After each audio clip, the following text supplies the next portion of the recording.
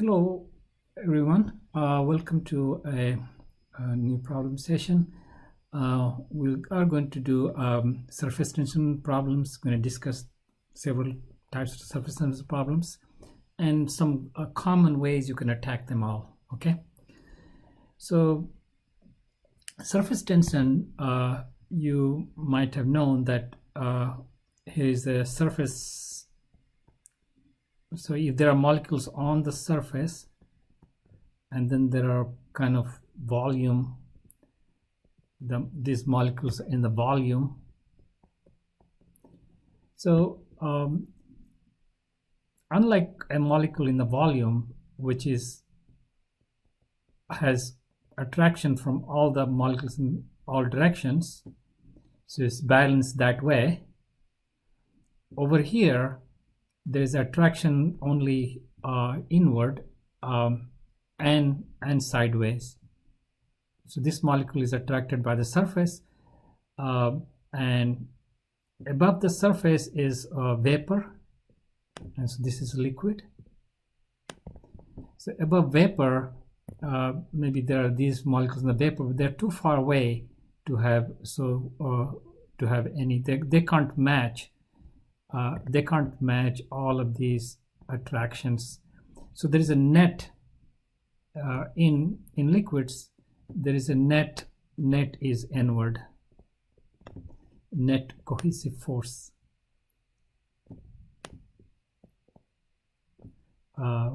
inward. As a result, these molecules, if you think of them as some kind of this spring-like attractive force between these molecules on the surface, then this you can assign energy to it, just like a spring energy. So you can so this is the surface. You can assign an internal energy that completely accounts for how much energy is in the surface alone, surface interactions. So surface will be proportional to the area, how big the area is. So this is area A, because more area will contain more molecules and more bonds.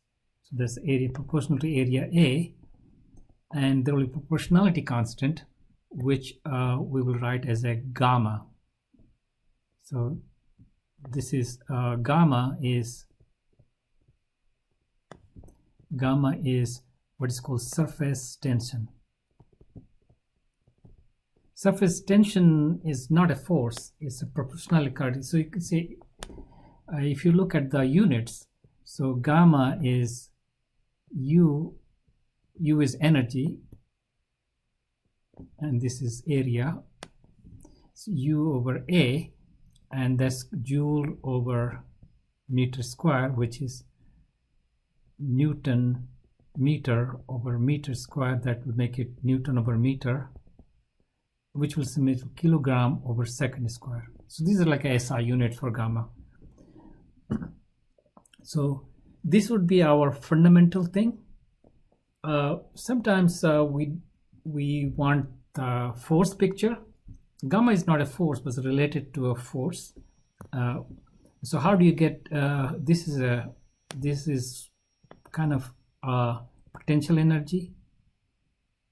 Part of potential energy is not related to velocity, right? So how do we get a force associated with this? You just do a very force picture, just very simply, minus del U. So if you do minus del gamma A, so this will be minus gamma del whatever the area is. Okay, so the F vector will come out. Del is, remember, this is the gradient. So this is the gradient. So this is a basic thing, and all problems follow this pattern.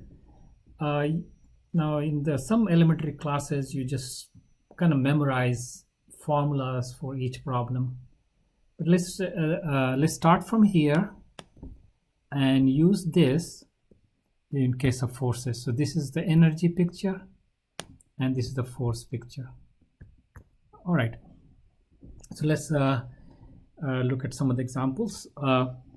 So you will see example concerning flat surface, some curved surface, something in capillary. All right, so let's look at a flat surface. Flat surface problem is like this. An example, so let's see, have a wire frame. So this is some wire frame, and we dip in maybe soap water or something, soap water, and then we have another wire which goes over this, and then it is this. You make a wireframe with a wire like, and then dip it. So you got some kind of a soapy water,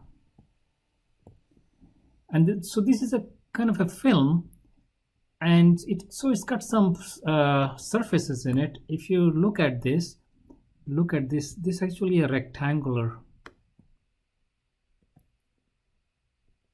So this is A, this is B, this is C, this is D, C, D.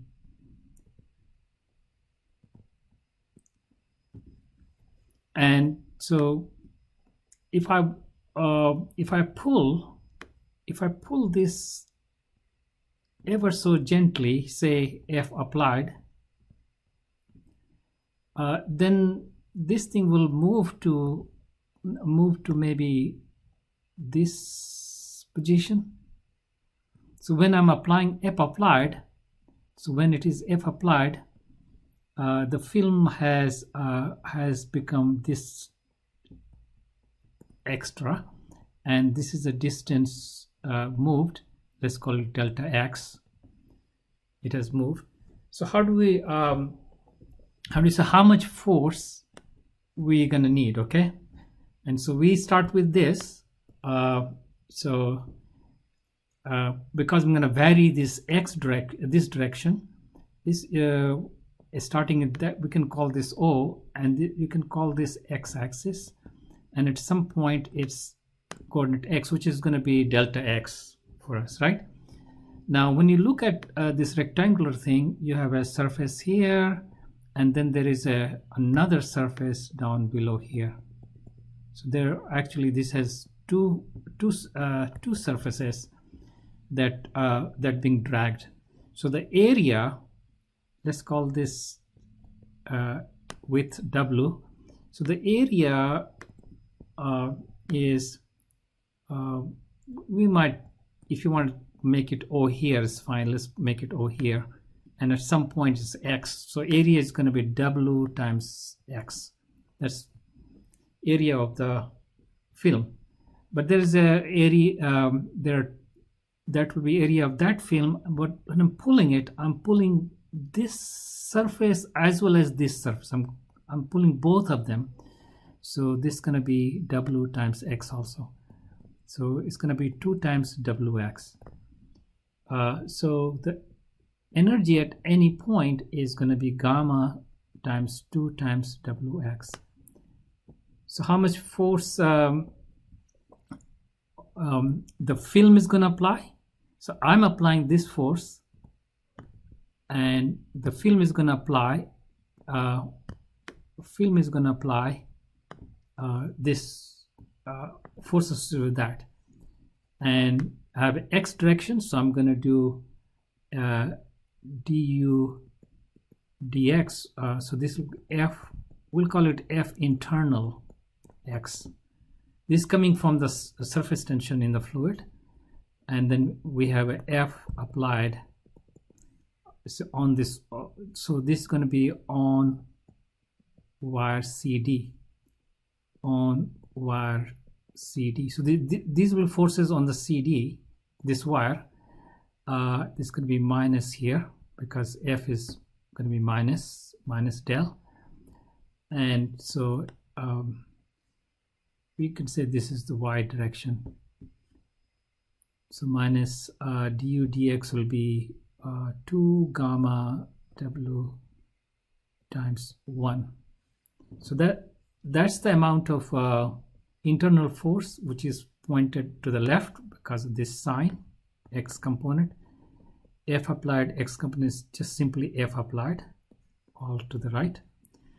Now this plus this, if there is no acceleration of CD, acceleration of wire CD equal to 0, that will means these two add up to zeros. This means 1 plus 2, that means 1 plus 2 equal to 0. This is the net force on wire CD. Okay, so this really tells you how much force will balance it. Applied will be equal to 2 times gamma times the width of the wire. So this is the answer. Sometimes you may be given the value of gamma and W, and the challenging part in this particular problem is the factor 2 that shows up. And you can see the factor 2 is because you have one surface is molecules are here, and another is, and there may be some molecules in the volume, but we're going to ignore the volume molecules. So there are two surfaces here. Okay, let's move on to a curved surface. Okay, so let's look at an example in curved surface. So here is an example for curved surface. Suppose you have a soap bubble again. So this is air, and this is the soap material, and you have air outside, and this is soapy water again. Now once again what we have is you have molecules on the inner surface, and then you have a molecule outer surface, and there will be molecules that are in the middle. There are molecules in the middle which we're going to ignore. So there's energy, there's energy contained in the two surfaces. And the question is, you have a P in and you have a P out. Okay, so this is atmospheric pressure, and usually you say delta P equals to P in minus P out. Okay, so if surface tension of soapy water is gamma,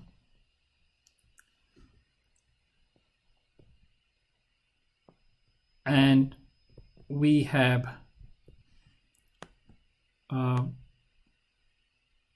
let's see, this bubble radius is r and thickness is T. We have a bubble of size r and thickness T much less than r. So the r inside, if this is r inside, is equal to r. Okay,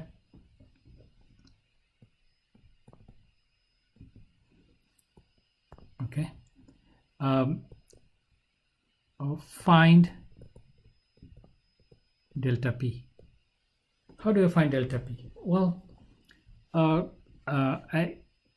equilibrium. Assume equilibrium. nothing accelerating, nothing going on. The bubble is not expanding. It has become this size. Okay, so that will be a problem, example problem. So how do I get it? Well, if you look at this bubble, any molecule here, you will have two force. So look at this whole thing as a system. Okay, so you will have a force on it from inside, because delta P, you'll have a force like that.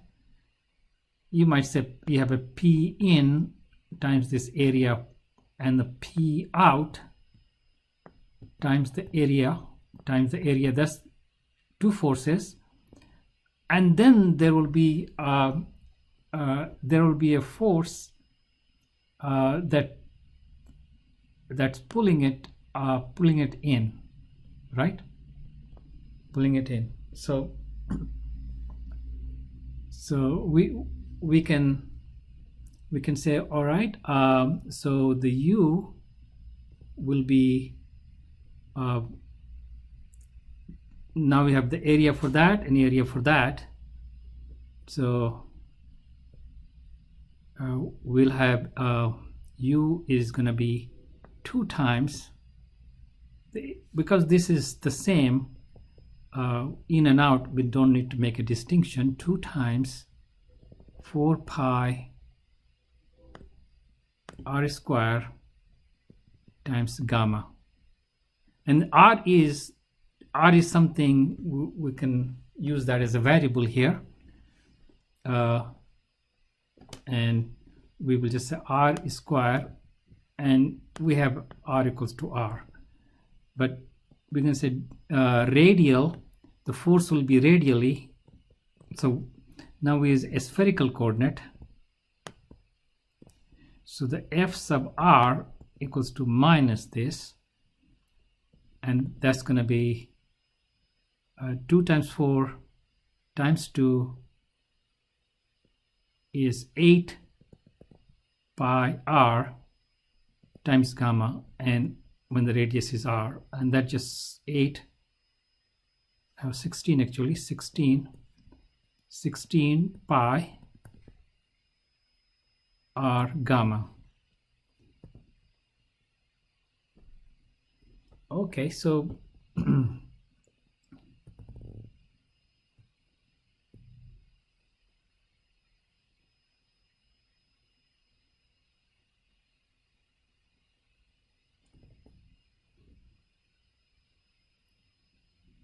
all right, so F is actually E hat r, FR plus E hat theta, F theta plus E hat phi, F phi, right? But these guys are 0 because there's no theta or phi depends on that. So this is just a FR, actually minus sign. That's what I was looking for, the minus sign. So this is radially inward, and so you have a P in 4 pi r square outward minus P out 4 pi r square that's coming in minus 16 pi r gamma equal to 0. And so delta P, so from here delta P equals to P in minus P out will simply be 4 gamma over r. So because we have two of these, there's internal and there is an external surface, we got a 4 gamma over r. Let's do another problem for curved surface. Okay, so we do another example for curved surface. So we look at a bubble, water bubble maybe, in outer space. So we have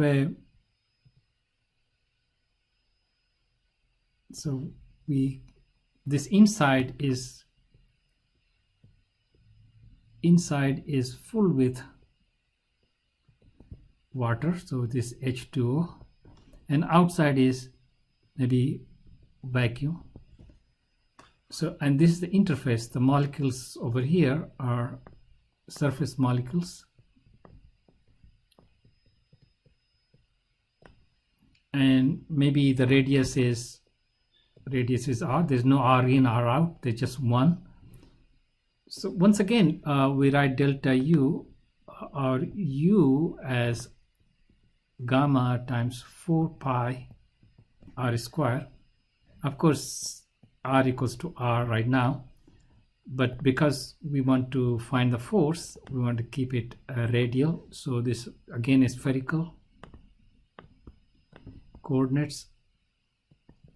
So F sub R, the radial component, will again be minus del d over dr U, and that's going to be minus 8 pi gamma R, and R equals to R when it's like that, so minus 8 pi gamma R.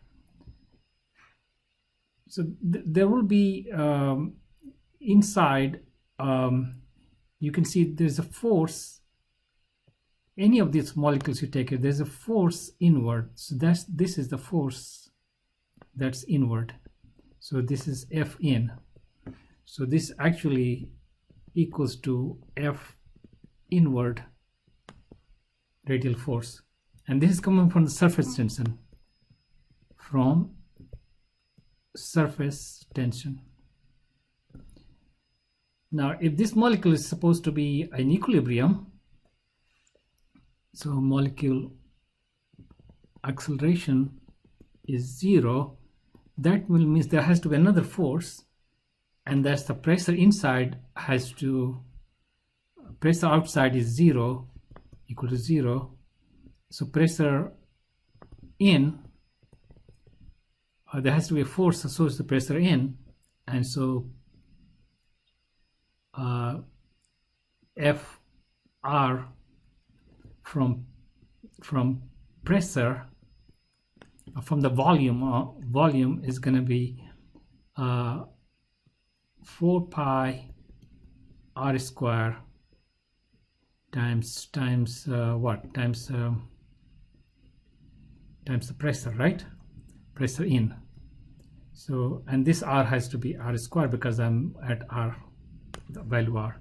Now this plus this has to be 0. Fr from pressure difference plus Fr from surface tension has to equal to 0. That just tells you pressure in has to be equal to 2 gamma over R. So this, so we start with this and then we use this. Okay. Now we want to do the capillary reaction in the same way. Okay. All right. Change my mind. I'm going to do capillary reaction in another video, but let's continue with the curved surface. Okay, because this is a whole bunch more problems. So another example problem will be, what happens if I so here if I put some say there's a spherical ball made of some light material, and if you put on, say, water, and it kind of changes the water surface. Okay, so here is a radius of the ball is R, and so it kind of dipped. If you go height, so basically dipped by height h here, and let this mass of this ball be m. And the question is how much it will dip, and surface tension gamma, whatever this is, this liquid has surface tension gamma. Okay, and there are many examples of this, like there are some insects actually kind of walk on the surface of water, right? How do they do it? It's through the surface tension. You might say this, how do I take into account buoyancy? Let's say that this is a very tiny amount. H is much less than R. So it's not really buoyancy. So we can ignore buoyancy.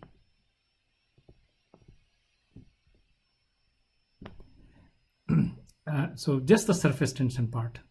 Suppose this is kept in place just by surface tension part. So what will be the H?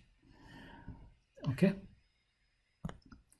So if I look at what this surface is, this surface is a ball, a spherical ball, right? So I need to know the area of this ball to use over here. So area is equal to, I think you can work it out. I worked it out earlier. 2 pi. This is r square, and if this angle is theta, so 1 minus cosine theta. You can work this out. And the variable here is theta, not r. Because if it dips more, so r is not changing because the ball is the theta that's changing. So if I say this is the z-axis, and this is the spherical spherical theta, so this is z-axis. So we want f theta corresponding to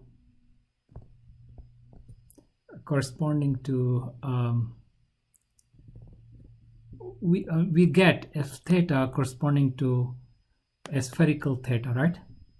A spherical coordinate theta by, if I have f theta, it's going to minus gamma delta 2 pi r square 1 minus cos theta. So if I look at it, this f theta, the e hat theta is in that direction. So if I want to parallel to that, e hat theta in that direction, and this is 90 degrees. So if I would like to know what is the z component, right? Because so the fz component will be f theta e hat theta dot k hat, and so that's going to be f theta e hat theta will be cosine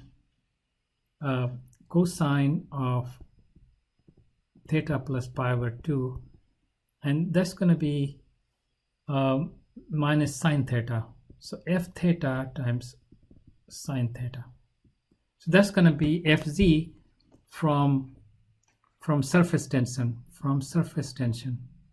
So this is from surface tension.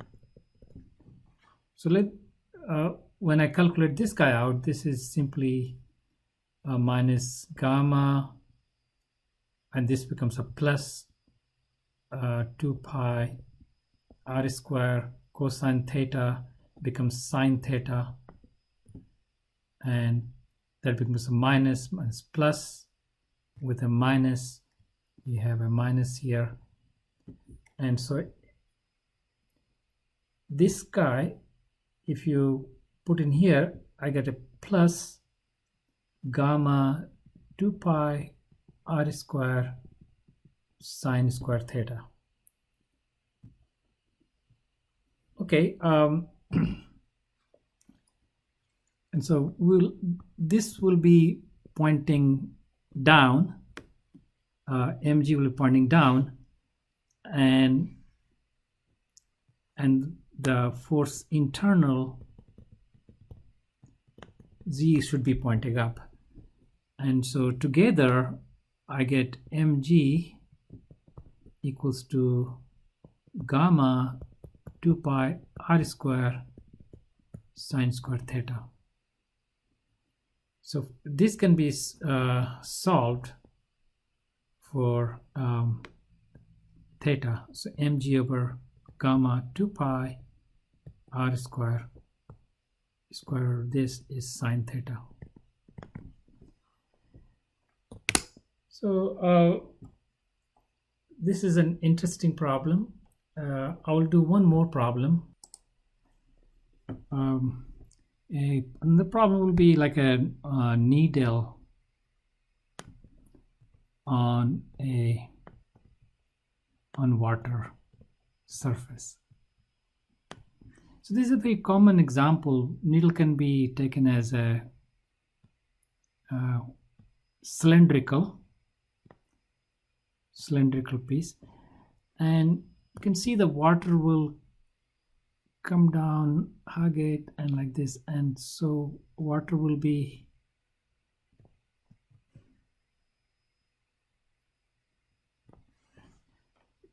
there's a demo that you can perform. If you very carefully put a needle on the side, you can actually balance the needle by the surface tension. Okay, now how do you explain that? Well, we can actually do a cylindrical coordinate here, right? And we can do a coordinate like this. For instance, this is x coordinate, y coordinate, z coordinate, and this direction, how much is underwater, that's theta. So, well, the surface is like a of length L. So how much, let's see, is the area formula will be, you have a pi, and say the radius is r, pi, not pi, but r times, you have a theta and a theta on the other sides times 2 theta. Okay, that's this, and then length is L. So that's the area. So the variable here is theta. So F, you can see the theta, and this is the cylindrical coordinate. It's going to be minus gamma d theta of A, and that just turns out to be minus gamma r 2 times gamma r L.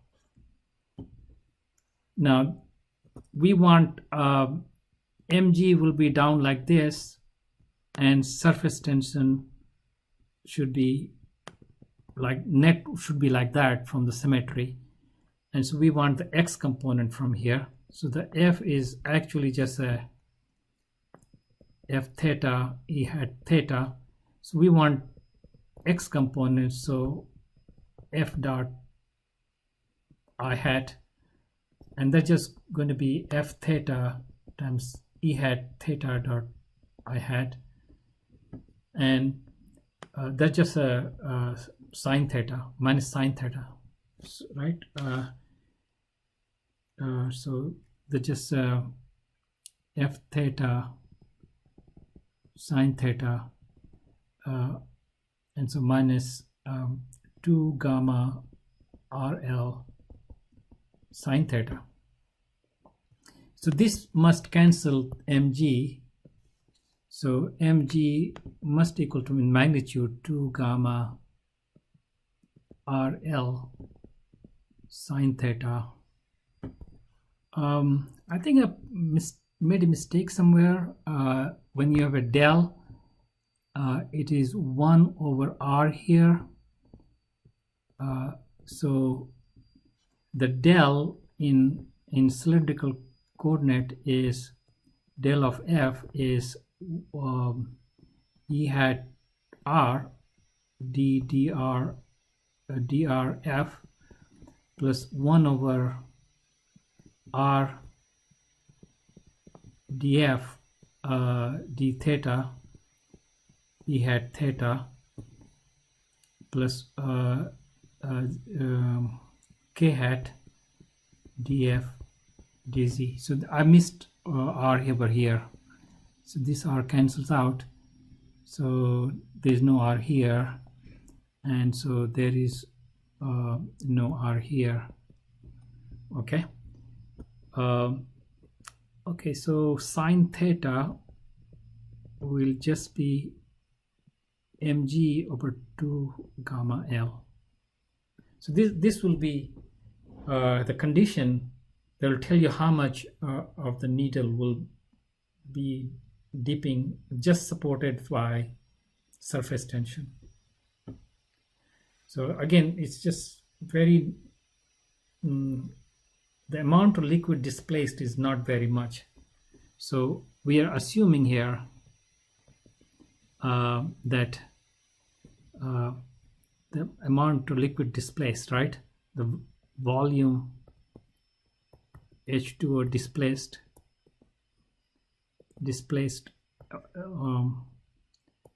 times G is much less than mg, right? So we can ignore buoyancy. So the only force, you might say, buoyancy will also support it and the tension will support it, but we're just looking at the surface tension supporting it. Okay, I'm going to stop here. It's already a very long video.